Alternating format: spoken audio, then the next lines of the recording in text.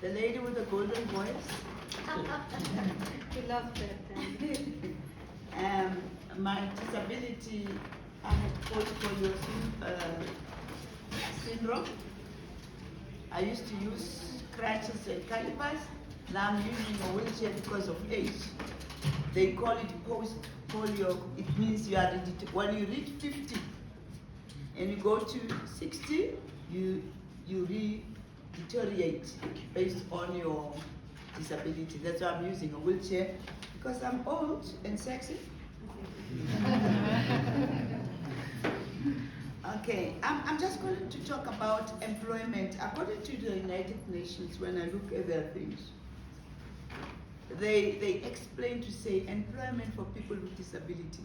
It's a very good opportunity for social participation, you know, and it is an investment for every company to employ a person with disability, because as people with disability, we are very committed when we do things. And it also benefits businesses. But what is happening, it's not like that in the real world, where companies don't want to hire people with disability based on environment, their buildings not accessible, you know, in their own, not understanding disability, not even being willing to go an extra mile to make it accessible for me. When we talk about accessibility, we talk about the buildings, we talk about materials that you use, reasonable accommodation, and then when you don't want to do that, you'll never go forward as the same person, irrespective of you've got a degree, you've got PhDs.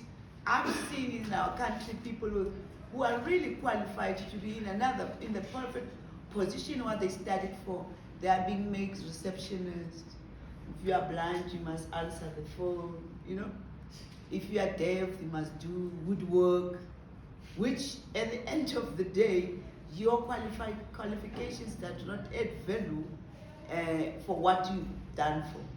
And it's so difficult for people with disability to get employment, because now the company feels that if I have to have a ramp, or if I have to use JAWS, or I cannot be. If I have to have an interpreter, it cannot be because it costs me more.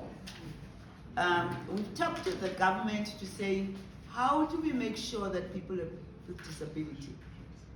Sometimes there are those incentives, but it depends who you are. Now, we are saying let the rights be real. Because if you talk that you've signed with companies and the rights are not real, it becomes a serious challenge, you know? And most of the time, people with disability are being viewed as unproductive. Now, if you view me that way, how do we, in terms of training, in terms of reasonable accommodation, you know, you are not, no one is listening to that. Now, why do we have Commonwealth countries, whereas our countries or our government are not complying? So there's a need to put a push into government, and then also into labor organizations. They also need to look into their policies and have a policy that, even if it's not a policy, their policy should be in such a way it's supporting workers with disability. I'll make a practical example. I used to work for a company that is very big in South Africa, the rail company. For me to get into the rail company, when I got in there, no one wanted to budge. I was told, no, you know, here it's rail, so we don't have time for that, you know. And you were not covered by the unions into those companies. So if they can make sure that in their policies as unions, labor organizations, they cover people with disability, they understand what is happening, so they can give us more support. They can also put pressure on government, on companies and governments to say, when it comes to people with disability, why is your company not employing people with disability? And it should not be decided on which position. If they can recognize an ordinary member person who's not disabled, that this person has got a PhD and what, why is not happening with people with disability? So those are some of the challenges that we are facing. And then I remember I nearly lost my job because my calipers got broken and I couldn't come to work, but I reported to my supervisor to say, look, my caliper got broken, so I still need to go to the hospital to be fixed. They said, no, it's none of our business.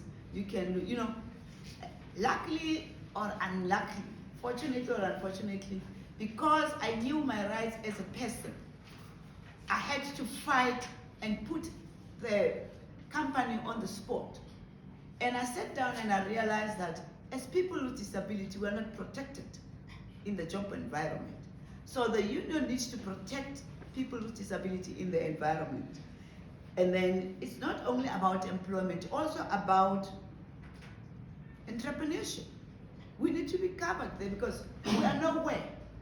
You run a business. In our country, our government is giving out incentives for small businesses. They've got an incentive for people with disability.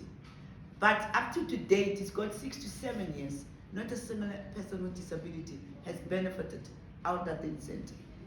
What are we saying? We need to push our government to say, if you can give incentive to people who've got no disability, it also means to people with disability. And it should not be one size fits all. It cannot be. But at the end of the day, you lose because it's one size fits all. And as a disabled person, you lose a lot of things. So I think for that, Chair, thank you so much. Thank you. Thank you.